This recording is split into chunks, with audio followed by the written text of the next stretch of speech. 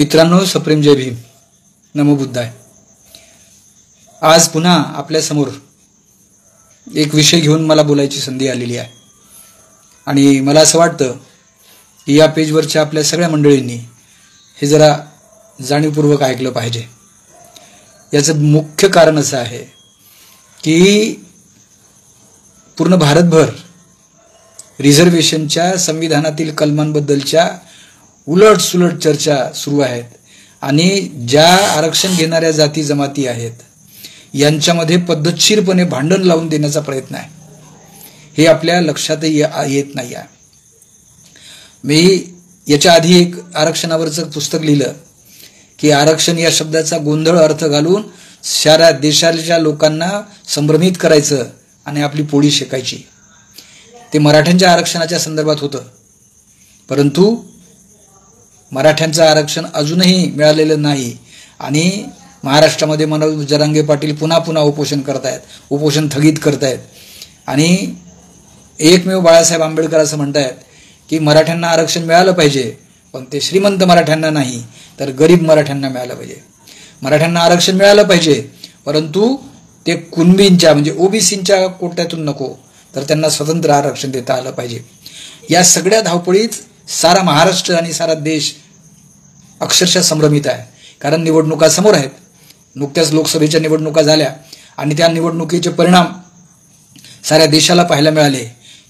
मृत्यूच्या पंथावर असलेला काँग्रेस पक्ष पुन्हा नव्याने पुनरुज्जीवित झाला आणि आता दोन प्रभावी पक्ष संसदेमध्ये आपलं कामकाज करत आहेत. या दोन्ही प्रभावी पक्षाचा विचार केल्यानंतर माझ्या डोक्यात एक विचार आला की बाबासाहेब आंबेडकरांचा विचार या देशामध्ये आपण अजून तरी पक्केपणे रुजवायचा प्रयत्न करतो आहोत काय. बाबासाहेब असं म्हणाले की ज्यावेळी द्विपक्षीय राज्य पद्धती या देशात येईल त्यावेळी ती हुकुमशाहीची आणि मजूरशाहीची कामगारशाहीची सत्ता असेल, ती लोकशाही नसेल. ज्याप्रमाणे रशियात आहे, ज्याप्रमाणे चीनमध्ये आहे, त्याचप्रमाणे ते भारतातही असेल. पण भारताची संस्कृतीच वेगळी आहे आणि त्याच्यामुळे इथे द्विपक्षीय पद्धती नको, तर अनेक पक्षांनी या सत्तेच्या सहभागामध्ये निवडणुका लढवल्या पाहिजेत, राजकारण केलं पाहिजे. हे बाबासाहेबांचं विधान अनेक लोकांनी अनेकदा अनेक वेळा ऐकलेलं आहे आणि म्हणून एक नव्हे तर 6-7 पक्ष जे राष्ट्रीय स्तरावर आहेत आणि प्रत्येक राज्यामध्ये वेगवेगळे पक्ष आहेत. महाराष्ट्रात तसे बरेच पक्ष आहेत. यामुळे आपल्या लोकशाहीची यंत्रणा अधिक चांगली राहील, अधिक मजबूत होईल, हे आपल्याला लक्षात येईल. आणि पण अलीकडे काय होतंय, जे सत्तेत सरकार बसलेलं आहे, ज्याला बीजेपीचं सरकार आपण असं म्हणतो, नरेंद्र मोदीचं सरकार आपण असं म्हणतो, त्याच्यातला माणूस असं म्हणतो की होय आम्हाला एकच पक्ष पाहिजे, आता बहुपक्षीय पद्धती नको. याचवेळी तो म्हणतो की नाही नाही, आता हे संविधानच संपवायचं आहे आणि म्हणून आम्हाला 400 जागा मिळाल्या पाहिजेत. या पद्धतीचं जेव्हा विश्लेषण सुरू होतं त्यावेळी लक्षात येतं की आपल्या देशामध्ये लोकशाही संपुष्टात आणण्यासाठी पद्धतशीर प्रयत्न सुरू आहेत. आणि म्हणून संविधानाचं पुन्हा एकदा वाचन करावं. संविधान सुरू झाल्यापासून गेली इतके वर्ष भारतामध्ये काय काय सुरू आहे ही गोष्ट जरा लक्षात घ्यावी. आणि आजची परिस्थिती पाहता असं लक्षात येते की साऱ्या पक्षांचं लक्ष केवळ आणि केवळ आरक्षण नावाच्या बिंदूवर थांबलेलं आहे. ते का बरं थांबलेलं असेल, तर ज्या जाती व्यवस्थेमुळे नुसार आपल्याला रिझर्वेशन मिळालेलं आहे अशा सगळ्या जाती समजतात, त्यावेळी ह्या कोणत्या जाती आहेत, त्या कोणत्या विभागातल्या आहेत हे पाहताना संविधानाचं वाचन करणं जरुरी आहे. आणि मग लक्षात येतं की संविधानामध्ये 3 लोकांना आरक्षण दिलेलं आहे. ह्या 3 कोणत्या आहेत, तर आपल्या देशामध्ये जाती व्यवस्था आहे. ही जाती व्यवस्था वर्णव्यवस्थेच्या तत्वावर आधारलेली आहे. वर्णव्यवस्था ही 4 वर्णावर आधारलेली आहे. सर्वश्रेष्ठ स्थानी ब्राह्मण आहे, त्याच्यानंतर क्षत्रिय आहे, त्याच्यानंतर वैश्य आहे आणि 4था वर्ण हा शूद्र वर्ण आहे. आणि जो या चातुर्वर्ण व्यवस्थेत बसतच नाही, चौकटीतच बसत नाही, त्यांनी या 4ही वर्णाची नुसतं सेवा करायची गुलामासारखी, त्यांनी गुलामच राहायचं, असा अस्पृश्य वर्ग आणि जनजाती वर्ग. बाबासाहेब आंबेडकरांमुळे या वर्गाला इंग्रजांच्या राजवटीमध्ये अनुसूचित समाविष्ट करण्यात आलं. अनुसूचीच्या जनजातीमध्ये समाविष्ट करण्यात आलं आणि जमातीमध्ये समाविष्ट करण्यात आलं. त्याच्यामुळे यांची अनुसूची झाली. जे जंगलात राहणारे लोक आहे, जे आदिम लोक आहे, जे आदिवासी लोक आहे, जे मूल निवासी लोक आहे असं स्वतःला समजतात, त्यांच्यासाठी इंग्रज सरकारच्या राजवटीतच त्यांचे विशेष आकृतीबंध तयार झाले आणि त्यांची 1935 साली अनुसूची तयार झाली. त्याचबरोबर जे अस्पृश्य लोक आहेत, या अस्पृश्य लोकांची अनुसूचित जाती म्हणून गणना झाली आणि त्यांना सुद्धा 1935च्या अनुसूचीमध्ये तयार केलं. या अनुसूचित मध्ये असलेल्या त्यावेळच्या सगळ्या अस्पृश्य जाती, अनुसूचित जमातीमध्ये असलेल्या त्यावेळच्या सगळ्या आदिवासी जमाती यांच्यासाठी विशेष प्रावधान इंग्रज सरकारने करून घेतलं होतं आणि त्यांना सत्तेमध्ये प्रतिनिधित्व मिळावं अशी त्यांची इच्छा होती. तीच बाब भारतीय संविधानामध्ये अंतर्भूत करण्यात आली आहे. ती अंतर्भूत करण्यात आलेली आहे ती कोणत्या कलमानुसार, तर ती कलमं आपण पाहिली पाहिजेत. भारतीय संविधानामध्ये विवक्षित वर्गासाठी विशेष तरतुदी या शीर्षकाचं एक प्रकरण आहे. या प्रकरणामध्ये 330 ते 342 एवढी कलमं आहेत. या 330 ते 342 कलमांमध्ये रिझर्वेशन हा विभाग समाविष्ट झालेला आहे, आरक्षण हा भाग समाविष्ट झाला आहे. त्याच्यामधलं 330व कलम काय म्हणतं, 330व कलम म्हणतं लोकसभेत अनुसूचित जाती व अनुसूचित जनजाती यांच्याकरिता जागा राखून ठेवणे. म्हणजे सत्तेत आमची सहभागिता असली पाहिजे, अनुसूचित जातीच्या लोकांची सहभागिता असली पाहिजे, अनुसूचित जनजातीच्या लोकांची सहभागिता असली पाहिजे आणि हे काम त्या सरकारने केलं पाहिजे म्हणून 330 कलम आहे. त्यांच्यासाठी विशेष जागा राखून ठेवल्या गेल्या पाहिजे. आणि ह्या जागा कशा करण्यात येईल तर दर 10 वर्षांनी या देशाची या लोकसंख्येची जनगणना होईल. त्यावेळी या जाती कुठे जास्त आहेत, कोणत्या प्रदेशात जास्त आहेत त्यांचं प्रतिनिधित्व देता आलं पाहिजे. आणि म्हणून भारताच्या संसदेमध्ये म्हणजे लोकसभेमध्ये 548 जागांपैकी 131 जागा ह्या अनुसूचित जाती आणि जनजातीसाठी राखीव ठेवलेल्या आहे. बघा, याचा विचार केला तर बहुपक्ष जर असते, अनेक पक्ष असते तर यांची संख्या जास्त भरलेली असते, परंतु ते आपल्या आतापर्यंत लक्षात आलं नाही. जे या जागेवर अनुसूचित जातीचे आणि अनुसूचित जमातीचे खासदार म्हणून तिथे निवडून जातात ते यांच्या जातीसाठी काय करतात, यांच्या जमातीसाठी काय करतात, ते ज्या प्रवर्गातून निवडून आलेले आहेत त्या प्रवर्गासाठी त्यांनी काय केलेलं आहे. गेल्या 60-70 वर्षामध्ये निवडून आलेल्या सगळ्या या रिझर्वेशनच्या खासदारांनी काहीही केल्याचं दिसत नाही. फक्त त्यांचा पक्ष, ते ज्या पक्षातून निवडून आलेले आहेत त्या पक्षाचं काम ते करतात आणि तो पक्ष काय आहे, त्याची विचारधारा काय आहे, त्याची अंतर्गत भूमिका काय आहे, लोकांना दाखवायची भूमिका काय आहे हे काही आपल्याला समजत नाही. तसंच 332 कलम आहे. 332 कलम म्हणतं राज्यांच्या विधानसभामध्ये अनुसूचित जाती व जनजाती यांच्याकरिता जागा राखून ठेवणे. म्हणजे राज्यांच्या विधानसभेमध्ये सुद्धा अनुसूचित जाती आणि जनजातीचं प्रतिनिधित्व आहे. या प्रतिनिधित्वाला व्यवस्थित ठेवण्यासाठी भारताच्या संविधानामध्ये 338 कलम आहे. या 338 कलमामध्ये काय म्हटलंय, अनुसूचित जाती आणि अनुसूचित जनजातीसाठी राष्ट्रीय आयोग नेमला पाहिजे आणि अनुसूचित जातींच्या संबंधी त्यांचे हक्क, त्यांचं संरक्षण, त्यांच्यावर उपाययोजना काय केल्या जाते या संदर्भातल्या तक्रारी आणि त्यांचे अहवाल यासाठी राष्ट्रीय आयोगाचा निर्मिती होईल आणि तो आयोग दरवर्षी राष्ट्रपतीकडे आपला अहवाल देईल. दर 10 वर्षांनी जागा बदलायच्या का नाही बदलायच्या याच्यासाठी त्याचा अहवाल होईल. कोणत्या अनुसूचित घ्यायच्या किंवा कोणत्या अनुसूचित बाहेर काढायच्या हे तो राष्ट्रीय आयोग ठरवेल. हे असं 338 कलम आहे. आणि 339 कलमाप्रमाणे काय आहे तर अनुसूचित क्षेत्रांचे प्रशासन आणि अनुसूचित जनजाती संबंधी कल्याण कार्य यावर अनुसूचित जातींच्या क्षेत्राचे प्रशासन व अनुसूचित जनजाती संबंधी कल्याण कार्य यावर संघराज्याचे नियंत्रण राहील, राज्य सरकारांचे नाही. 341 आणि 342 ही कलम काय म्हणतात, अनुसूचित जाती आणि भारतीय संविधानामध्ये अशी 330 ते 342 कलम आहेत जी रिझर्वेशनची आहेत. या संदर्भात 342 कलम 341 आणि 342 कलम असं म्हणतं की अनुसूचित जाती आणि अनुसूचित जनजाती यांचा भाग अनुसूचित समाविष्ट करण्याचे अधिकार राष्ट्रपतीला असतील. हे आहे रिझर्वेशनचं संविधानातलं कलमांचं विश्लेषण. आता या नियमाप्रमाणे आपल्या देशामध्ये आरक्षण लागू होतंय का? तर पहिला मुद्दा आपण घेऊया की आरक्षण कशासाठी आहे. तर सेवा आणि शिक्षण या संदर्भातलं आरक्षण आहे, जे 335 कलमामध्ये लिहिलेलं आहे. हे अनुसूचित जाती आणि जमातीसाठी आहे. या विचार केला तर सरकारच्या सेवा किती राहिल्या आणि सरकारी शिक्षण किती राहिलं, याचा जर गेल्या 70 वर्षात विचार केला तर याचं सगळंच्या सगळं खाजगीकरण झालेलं आहे. आणि याच्या संदर्भात कोणी बोलत नाही. आणि ज्यावेळी कोणी बोलत नाही, केवळ रिझर्वेशनचा भाग महाराष्ट्रामध्ये बुद्धिस्ट लोकांना मिळाला, तो 335 कलमानुसार, त्याच्याबद्दलच्या बाकीच्या ज्या जाती आहेत त्यांची भांडणं सुरू झाली. तर हे भांडणं लावण्याचं तत्व काय असेल याचा विचार केला पाहिजे. जाती जातीमध्ये भांडणं लावायची.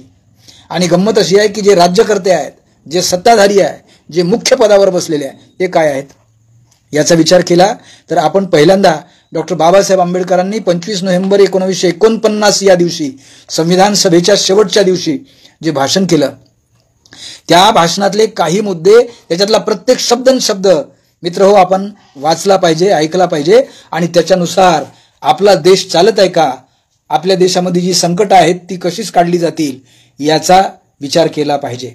आणि म्हणून त्या भाषणातले की काही 5 कलम मी 5 मुद्दे काढलेले ते तुमच्यासमोर मांडतो आणि तुमच्या लक्षात येईल. आणि हे फार महत्वाचे मुद्दे आहेत. की पहिला मुद्दा बाबासाहेब असं म्हणतात की ज्यामुळे संविधानाच्या गुणवत्तेविषयीच्या चर्चेत मी अधिक शिरू इच्छित नाही. संविधान पूर्ण तयार झालं त्याच्यावरचं बाबासाहेबांचं हे भाषण आहे. कारण माझ्या मते संविधान कितीही चांगले असो, ती राबविण्याची जबाबदारी ज्यांच्यावर आहे ते जर प्रामाणिक असतील तर ते वाईट ठरल्याशिवाय राहणार नाही. आणि तसेच संविधान कितीही वाईट असो, ते राबविण्याची जबाबदारी ज्यांच्यावर आहे आणि ते जर प्रामाणिक असतील तर ते चांगले ठरल्याशिवाय राहणार नाही.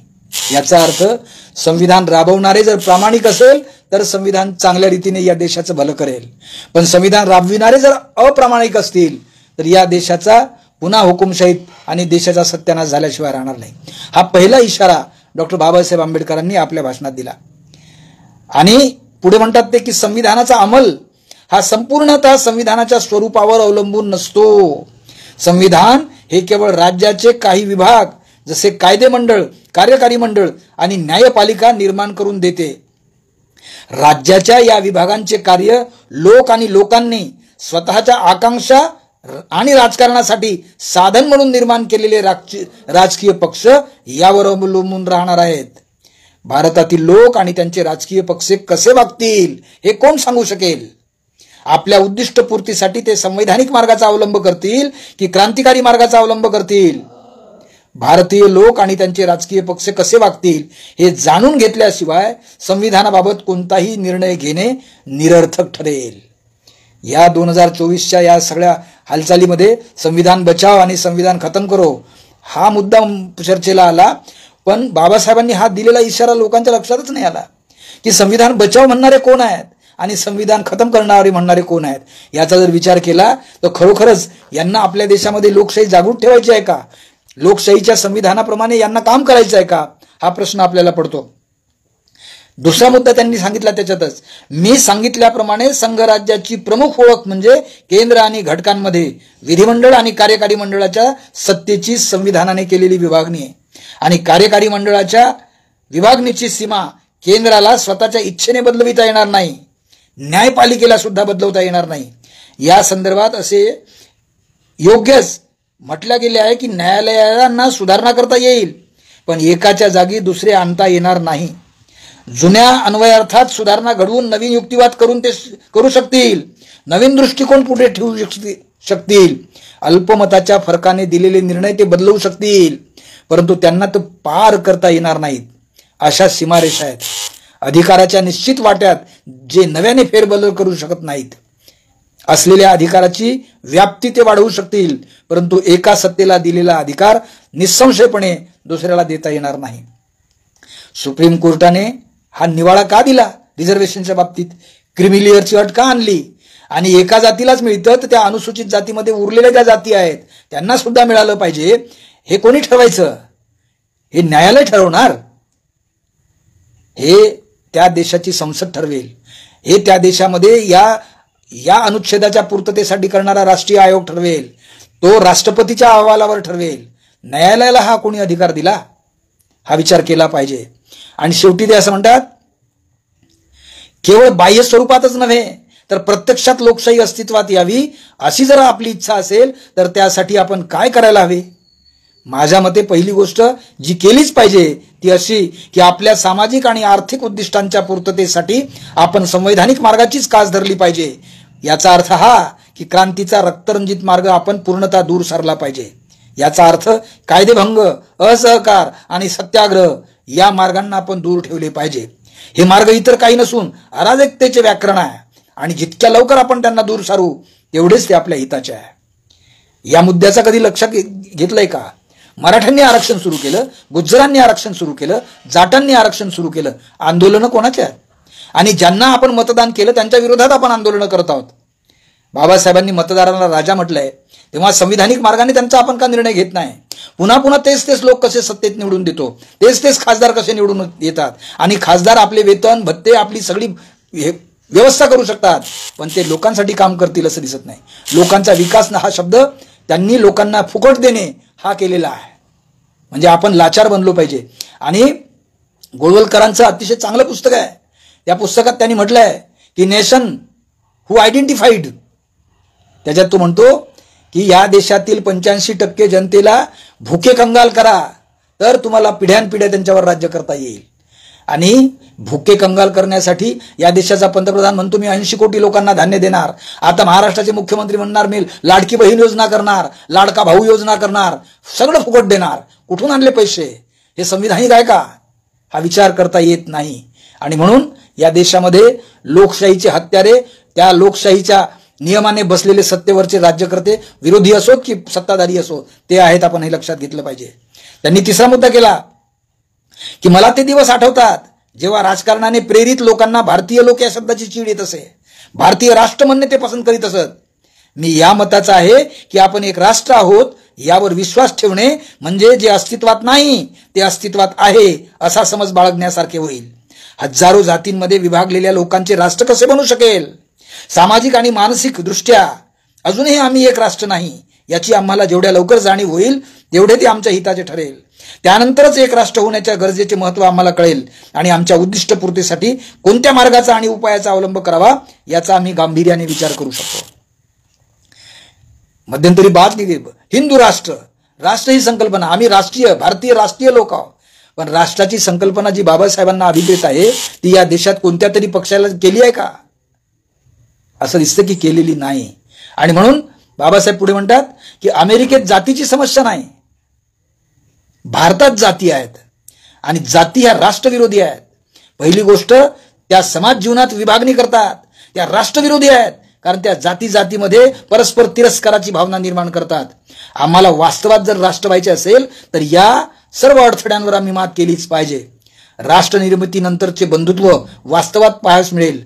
बंधुत्वाशिवाय असलेली समता आणि स्वातंत्र्य म्हणजे वरवरच्या थरांसारखा केवळ बाह्य देखावा असेल. ज्या राष्ट्राची आपण घोषणा करतो त्याच्यामध्ये भारतीय संविधानाच्या प्रिएम्बलमध्ये लिहिलेलं आहे की we the people of India, we the nation of India असं नाही म्हटलं, we the people of India. आम्ही भारताचे लोक असलो पाहिजे. आणि लोक ते असतात जे बंधुभाव जोपासतात, लोक ते असतात जे समानतेची गोष्ट करतात, लोक ते असतात जे स्वातंत्र्याचा अर्थ सांगतात, लोक ते असतात जे आपलं बोलणं अभिव्यक्ती स्वातंत्र्याला मान्य करतात. असे लोक भारतात आहेत? असे लोक सत्तेत बसलेले आहेत? उत्तर आहे असं दिसत नाही. आणि त्याचा परिणाम असा होतो की हे सगळं कोण करतं? जरा बारकाईने विचार केला तर सत्तेत बसलेले लोक कोण आहेत? मला आपल्याला काही उदाहरणं दिलीच पाहिजेत. त्याच्यातलं पहिलं उदाहरण मी आपल्याला देईल की भारतामध्ये सगळ्यात जास्त रेव्हेन्यू, सगळ्यात जास्त पैसे कुठे मिळतात?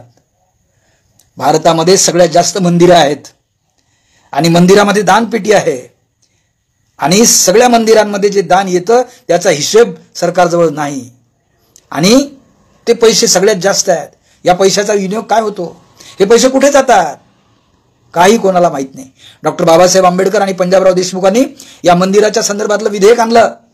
ते हे विधेयक मांडा की मंदिरं ही राष्ट्रीय घोषित करा, त्यांचा राष्ट्रांचा अधिकार असला पाहिजे आणि त्या पैशांवर या देशाच्या सरकारचा, जनतेचा अधिकार असला पाहिजे.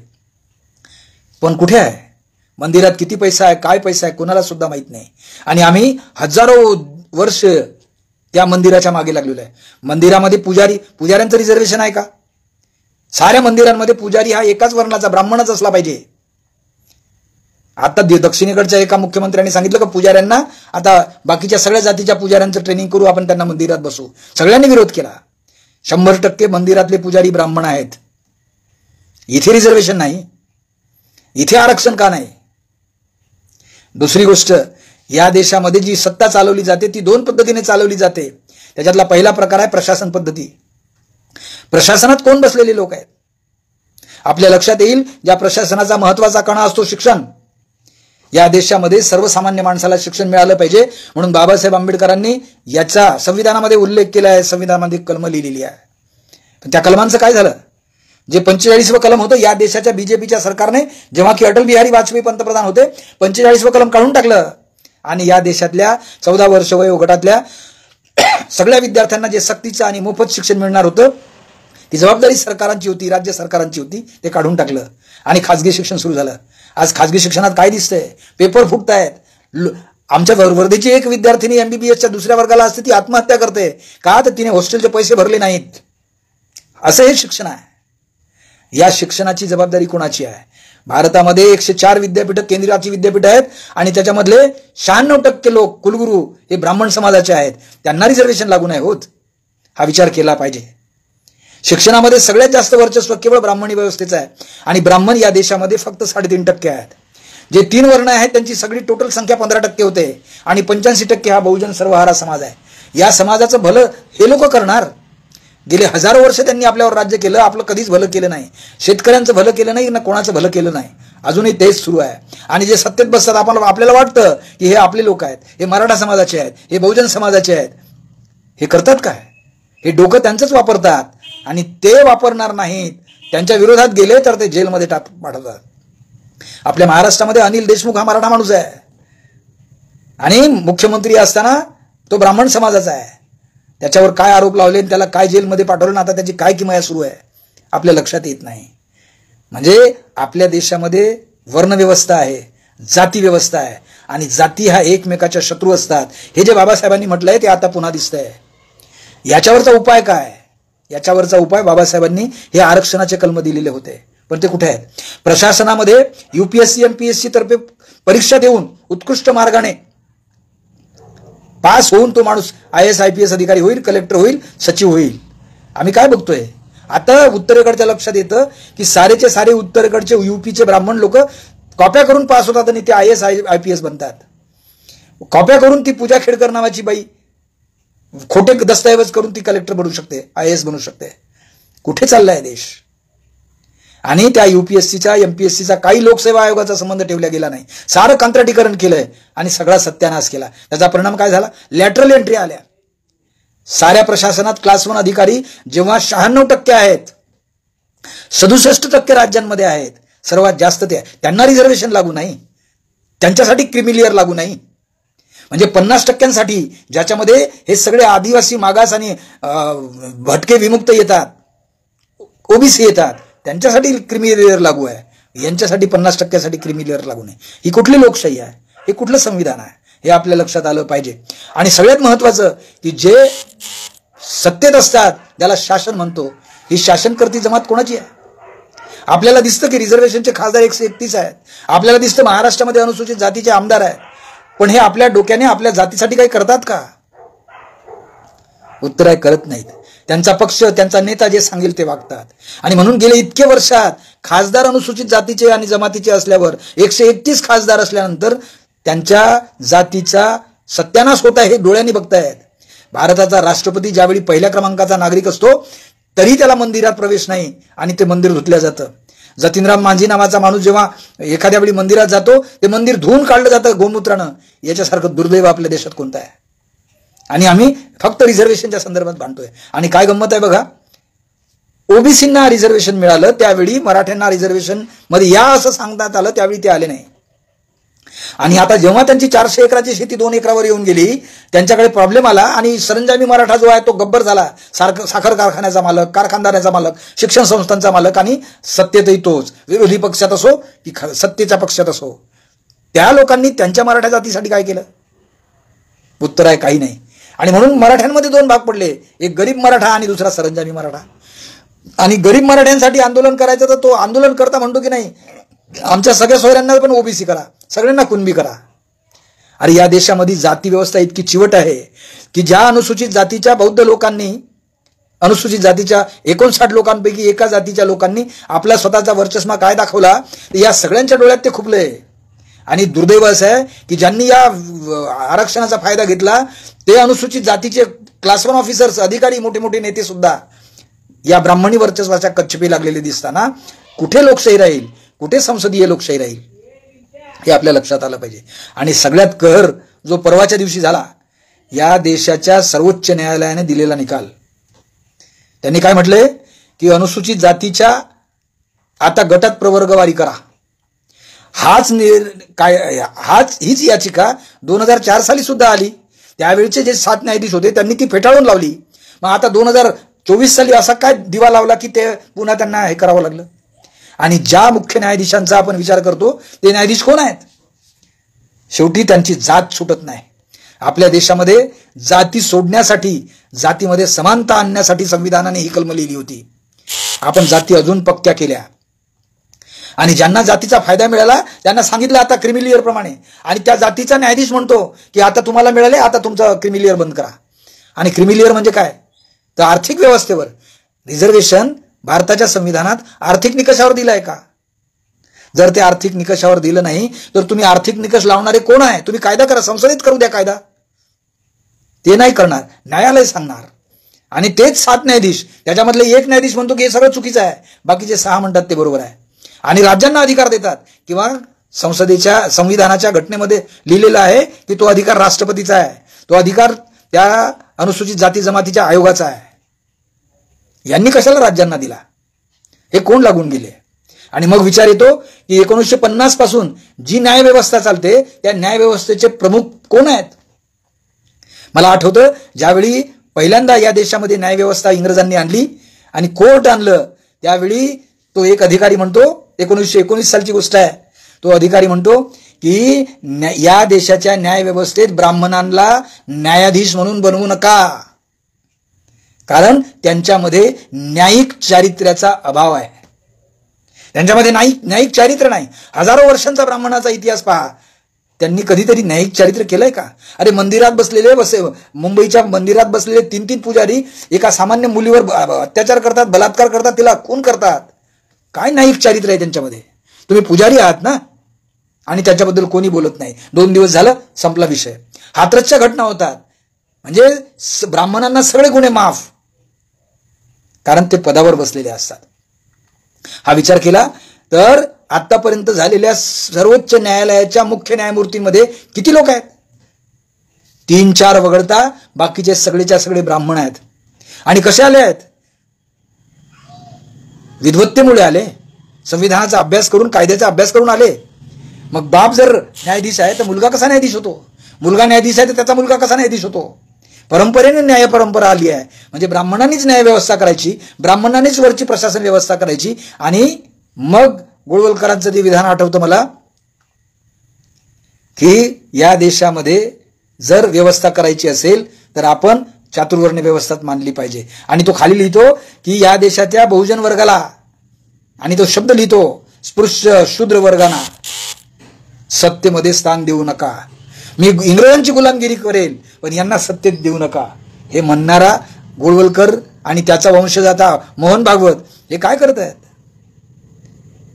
आणि म्हणून बाबासाहेबांनी इशारा दिला की आता आपण संविधानिक मार्गानेच लढलं पाहिजे, कारण त्यांची कृती आहे की आपसात भांडण ठेवायचे. मराठ्यांच्या कुणब्यांची भांडणं आरक्षणासाठी लावली. मग त्याच्यामुळे काय होईल की सरकार सत्ताधारीमध्ये जाऊ द्या, आरक्षण खड्ड्यात जाऊ द्या. आता आरक्षणामध्ये गट केले अ ब क ड अनुसूचित जातीच्या, म्हणजे आता ज्या 59 जाती आहेत त्या एकमेकाशी भांडत राहतील. आणि तुम्ही आपसात भांडत राहिले की त्यांचं भलं होणार. म्हणून ही अतिशय महत्वाची गोष्ट आहे मित्र, की आता आंदोलन करणं बंद करा. बाबासाहेबांनी म्हटलं की आता आपल्याला आपला लढा संविधान मार्गानेच लढला पाहिजे. आपला संविधानिक मार्ग कोणता आहे? तुम्हाला मतदार राजा बनवलेला आहे.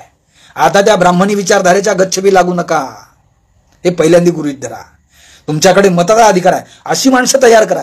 मला सांगा, ज्यावेळी पहिली निवडणूक झाली त्यावेळी उमेदवार शिकलेले होते, उच्च शिक्षित होते, बॅरिस्टर होते, आणि मतदार अडाणचोट होता. आज परिस्थिती काय आहे? आज परिस्थिती अशी आहे की मतदार उच्च शिक्षित आहे आणि उमेदवार अडाणचोट आहे. आणि हे उच्च शिक्षित सांगतात की नाही, यांना मतं देऊ नका, यांना मतं द्या. सरंजामी पद्धतीनेच वार घराण्यात सगळी त्यांची व्यवस्था सुरू आहे. खासदारकी आमदारकी घराण्यामध्ये ठेवलेली आहे. आणि मग आमचा मित्र विठ्ठल वाघ नावाचा एक कवी म्हणतो की आपल्या देशामध्ये लोकशाही नाही, तर ही आहे अनुवंशिक लोकशाही.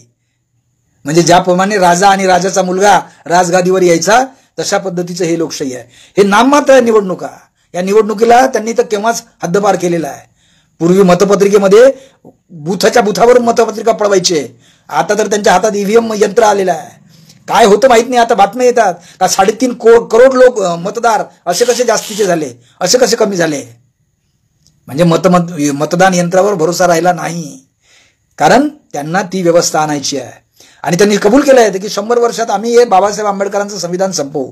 ज्या दिवशी संविधान आलं त्या दिवशी या देशाच्या शंकराचार्य करपात्री महाराज म्हणतो की हे संविधान कितीही चांगलं असलं तरी आमच्या कामाचं नाही, आम्ही ते नाही मानणार, कारण ते एका अस्पृश्याने लिहिलेलं आहे. कालपर्यंत बाबासाहेब आंबेडकर, ज्याला आता जगाने डोक्यावर घेतलेलं आहे, तोपर्यंत दलितच होता. आणि यांनी काय केलं? हेच ते लोक आहेत. दलित हा शब्द काढून टाकला. आता राजकीय व्यवहारातून दलित हा शब्द गेला. मग कोण राहिलं? मग जाती आल्या. आता महार राहतील, मांग राहतील, चांभार राहतील, ढोर राहतील, कुणबी राहतील, तेली राहतील, तांबोळी राहतील. आणि हे जर राहतील तर बाबासाहेब असं म्हणतात की जाती हा एकमेकाला मारक आहेत, तिरस्कार करणारे आहेत. आणि ही गोष्ट खरी आहे. बाबासाहेबांनी रिझर्वेशन जाती मोडायसाठी दिलं होतं, जाती जोडायसाठी, जाती वाढवायसाठी दिलेलं नाही. या रिझर्वेशनमुळे आम्ही जातीचं वर्चस्व वाढवलंय आणि स्वतःचा घात करून घेतलेला आहे. म्हणून आता संविधानिक मार्गाने या देशाच्या प्रत्येक नागरिकांनी लढलं पाहिजे. तो एकमेव मार्ग आहे की तुम्हाला संवैधानिक मार्गानेच लढायचं आहे. आता आंदोलनं, मोर्चे, सत्याग्रह, धरणे हे बंद करायला पाहिजे. आपण राजे आहोत. आपण आता त्या दिलेल्या निवडणुकीतून दिलेल्या आमदार खासदाराकडे नाही जायचं, दिलेल्या लोकप्रतिनिधीकडे नाही जायचं. त्याने आपलं काम करत आहे की नाही त्याच्यावर वाच ठेवायचा. कारण तुम्ही मतदार आहात. तुम्ही जर त्याला मतदान केलं असेल तर त्याला म्हणू शकता की मी तुला मतदान केलं, तू हे का करत नाही मला सांग. तो आपल्याला आता नवीन कायदा आला, जनसुरक्षा विधेयक. अरे कसं काय विधेयक आलं? म्हणजे आता फक्त संशय आली, कारण सारी यंत्रणा त्यांच्या पाठीमागे आहे. सारे क्लास 1 ऑफिसरचे, सुपर क्लास 1 ऑफिसरचे जे लोक बसलेले आहेत ते ऑर्डर करतात आणि बाकीचे सगळेच्या सगळे त्यांच्या खाली. म्हणजे सचिवांनी ऑर्डर केला की महाराष्ट्रातले सारे कलेक्टर त्याच्या मनाने वागणार. एज्युकेशन संचालकांनी ऑर्डर केला की सारे शिक्षण अधिकारी आणि शिक्षण संचालक त्याच्या मनाने वागणार. त्याला अक्कल कोणती आहे? तो हे पाहतो की या देशाची चातुर्वर्ण्य व्यवस्था शाबूत राहिली पाहिजे. म्हणजे या वर्ण व्यवस्थेत ब्राह्मणांचं राज्य राहिलं पाहिजे. ब्राह्मण जरी राजे नव्हते, मुसलमान राजे होते, पण राज्यकर्ते ब्राह्मणच होते. या लोकशाही यंत्रणेत सुद्धा आता तेच दिसतंय की सारे लोक बहुजन समाजाचे आहेत, सारे लोक वेगवेगळ्या जातीचे आहेत, पण त्यांचा करविता, बोलविता, धनी हा ब्राह्मण आहे. आणि म्हणून या देशाचा पंतप्रधान या देशाच्या संविधानातल्या या 13 कलमांबद्दल बोलतो की मला संविधानाच्या नियमाप्रमाणे रिझर्वेशन नाही पाहिजे, मी रिझर्वेशनला विरोध करतो. आणि अनुसूचित जातीच्या रिझर्वेशनला तर माझा पूर्णच विरोध आहे. हे किती भयानक आहे. मग जर विरोध आहे तर एका शब्दात या देशाच्या प्राईम मिनिस्टरला माझं आव्हान आहे की एका शब्दात या देशातल्या जाती संपल्या. आता कुणीही आपल्या टीसीवर, मार्कशीटवर, जन्मतारखेच्या दाखल्यावर जात लिहिणार नाही. तो माणूस लिहिल, भारतीय लिहिल. मग येऊ द्या ना मैदानात. मग आर्थिक विश्लेषणावर तुम्ही क्रिमी लेअर लावा. जे गरीब असतील त्यांना संधी द्या. हे का नाही करत? जाती व्यवस्था मोडायची ताकद देशाच्या पंतप्रधानामध्ये असली पाहिजे, पण तो ते करू शकत नाही, कारण तो RSSच्या हाताचं बाहुलं आहे. हे लक्षात घ्या. तुम्हाला नको आहे रिझर्वेशन, काही हरकत नाही. आपण जाती व्यवस्था संपवून टाकू. जगात कुठेही जाती व्यवस्था नाही. आपल्या देशात जाती व्यवस्था आहे आणि जाती ह्या एकमेकाला मारक आहेत, एकमेकाचा तिरस्कार करणार आहेत, हे बाबासाहेब आंबेडकरांनी लिहून ठेवलेलं आहे. तेव्हा जाती व्यवस्थाच संपवायची ना, काही हे नाही. या देशातली जाती व्यवस्था संसदेच्या एका कलमाने संपवू शकते. बहुमत आहे ना तुमच्याकडे. आता विरोधी पक्षही तुमचाच, सत्ताधारी पक्षही तुमचाच, आणि जातीनिहाय जनगणना करा. कितके दिवसाची आहे? अहो, दर 10 वर्षांनी जनगणना करण्याचा कायदा असताना तुम्ही 2011 पासून आतापर्यंत कुठे जनगणना केली आहे? 2024 येत आहे. जातीनिहाय जनगणना एका प्रदेशात होते त्याच्याबद्दल तुम्ही विरोध करताय. कुठे लोकशाही आहे? म्हणून माणसाच्या समता, स्वातंत्र्य, बंधुता आणि न्याय ह्या ज्या मूलभूत गरजा आहेत, ह्या संविधानाचा आत्मा आहे. आणि तो राबवणारे जर या पद्धतीचे वागत असतील आणि आपण जर शांत बसत असू तर यानंतर आपल्याला गुलाम राहावं लागणार आहे.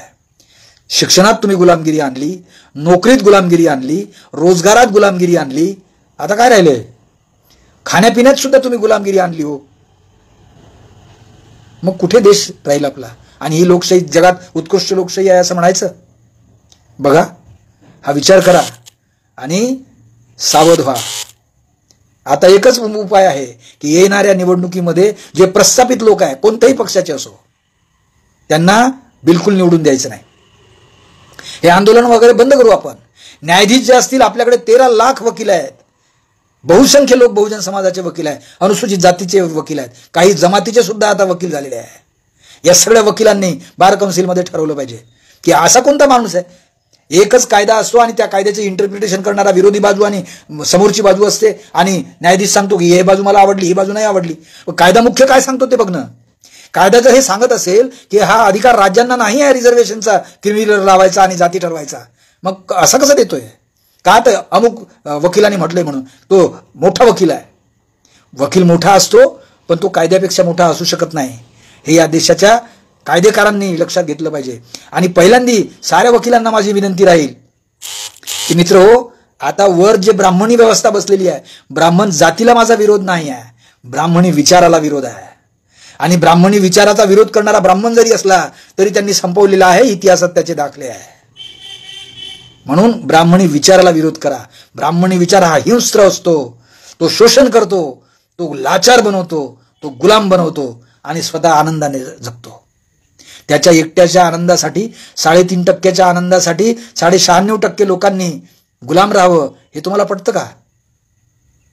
विचार करा आणि वेळीच सावध व्हा.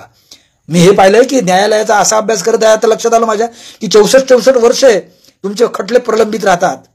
अहो, महिन्याला 1 तारखेला मिळणारा पगार जर 5 तारखेला मिळेल तर तो न्यायाधीशाच्या खुर्चीमध्ये स्वतःचं ढुंगण खाजवतो. ही व्यवस्था आहे. आणि त्याचा खटला तुम्ही 54 वर्ष, 10 वर्ष, 15 वर्ष प्रलंबित ठेवणार. हा कुठली न्याय व्यवस्था आहे? जगाच्या पाठीवर आपल्या देशा इतकी न्याय व्यवस्था कुठेच नाही आहे. इतक्या वाईट रीतीने आपण आलेलो आहे. आणि याचं एकमेव कारण आहे की ही हिंस्र विचारधारा जी थोड्या लोकांची आहे, ती आपल्या सगळ्या देशातील लोकांच्या पाठीवर, मानगुटीवर श्रद्धेने, अंधश्रद्धेने, नाईलाजाने, लाचारीने बसलेली आहे. हे उकळून काढली तरच या देशाची लोकशाही जिवंत राहील, नाही तर राहू शकणार नाही. मी जरा उमेदीने बोललो कारण की या 6 न्यायाधीशामध्ये एक अनुसूचित जातीचा न्यायाधीश आहे ना, आणि तो असं म्हणतो की एकाच, आता बापाला मिळालं तर पोराला मिळायला नको. मग ठीक आहे ना, मग आतापर्यंत जेवढे बाप झाले त्यांच्या पोरांना कशाला न्यायाधीश केलाय? त्यांना हाकलून द्या. हे का नाही करत तुम्ही? हा विचार केला पाहिजे. ज्याचा बाप खासदार आहे, मंत्री आहे, त्याचा पोरगा खासदार मंत्री कशाला करताय? त्याला काढून टाका. हे नाही होत. आपण आपल्या डोक्याने, मेंदूने गुलाम होतो. आपण माणूस म्हणून जगण्याचा अधिकार जर मला पाहिजे तर तो दुसऱ्याला मिळाला तरच ती माणुसकी राहील. हा विचार केला पाहिजे. मला आपण ऐकलत, मध्यंतरी खूप डिस्टर्ब झालो आपण, पण तरीही राहुलने मदत केली आणि मला तुमच्यासमोर बोलता आलं. त्याच्यामुळे राहुलचं अभिनंदन आणि तुमच्या सगळ्यांचे आभार. जय भीम, नमो बुद्धाय.